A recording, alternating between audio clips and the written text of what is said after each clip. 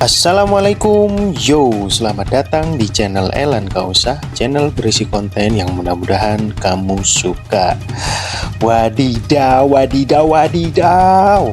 Semenjak chapter 1118 keluar dan menunjukkan Bonnie berhasil memanifestasikan imajinasinya dan menjadi Nika seperti Luffy, netizen banyak yang kecewa. Terus istimewanya Luffy apa coba? Susah-susah bangkitin Gear 5 malah di copy sama bocil. Semenjak ada Boy Please Bonnie aku jadi males nonton One Piece. Capek-capek 1000 episode dengan mudahnya di copy. Dan di luar negeri bahkan sampai ada yang mau bakar komiknya dan yang menghujat habis-habisan One Piece. Aduh. Dan setelah saya cek ternyata fans anime sebelah. Tapi bersamaan dengan itu banyak juga yang mendukung Oda, mengatakan bahwa kita harus percaya kepada kapten kita Eiichiro Oda. Tapi di samping itu malah ada yang ngomongin nikah sama Bonnie kapan. Alah, nggak nyambung. Dan karena geger inilah saya buat konten ini.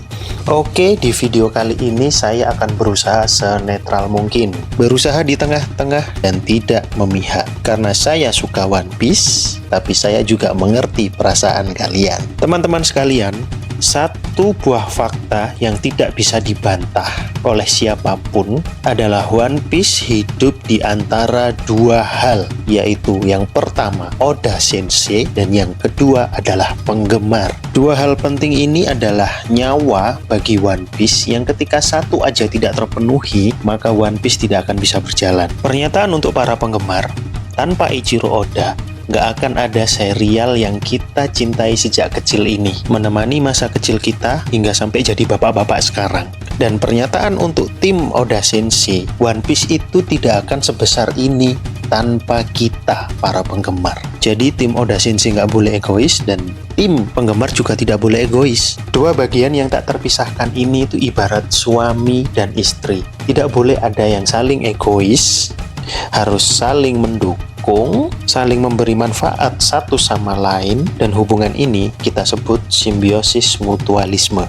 Jadi intinya karena Odalah One Piece ada dan kita penggemar sangat berterima kasih. Tapi juga tidak boleh meremehkan keluhan para fans seperti saat ini. Karena sebuah perusahaan yang baik itu akan selalu bisa menerima kritik demi perbaikan produk yang ia berikan kepada pelanggan.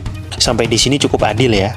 Next, secara histori, kejadian Bonnie atau kegaduhan seperti ini bukan yang pertama terjadi di dunia per-One Piece-an. Kalian masih ingat kan, waktu pertama kali muncul Gear 5, banyak yang bilang plot armor lah, dipaksakan lah, pengen cepet selesai lah, bla bla bla bla bla. Dan menurut saya, dari tim Oda Sensei itu pasti sudah memprediksi keluhan ini sebelumnya. Sehingga oleh Oda Sensei disusunlah sebuah alur cerita yang menggiring opini publik bahwa sosok Joy Boy bukanlah seseorang yang biasa-biasa saja, tapi memiliki kisah dan histori yang amazing, yang itu benar-benar di luar prediksi kita semua. Sehingga yang kemarin bilang plot armor dan sebagainya itu sekarang gimana kabarnya? Yang dulu benci sekarang jadi cinta kan, dan malah suka sama Gear 5-nya Luffy kan, dan malah nggak terima kan kalau misalkan Gear 5-nya Luffy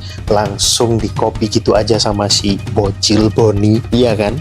Nah jadi apa? Jadi kemungkinan besar tim Oda Sensei sudah memprediksi kehebohan ini, tapi nanti tim Oda akan menyiapkan kisah yang luar biasa yang mampu membuat haters Bonnie jadi sayang lagi sama Bonnie, sama seperti Gear 5 kemarin. Dan tapi faktanya alasan kuat kenapa Bonnie bisa menjadi Nika itu sebenarnya juga sudah dikisahkan sebelum ini. Jadi ini adalah sebuah PR yang cukup sulit menurut saya untuk Oda Sensei dan tim agar bisa menyajikan lanjutan kisah yang tidak cuma bagus tapi juga harus menyentuh hati hingga bisa diterima oleh para fans sebagaimana para haters yang kini juga menyukai Gear 5. Dan akhirnya puncak dari seluruh isi konten saya kali ini adalah sebuah kalimat, yaitu we cannot make everybody happy.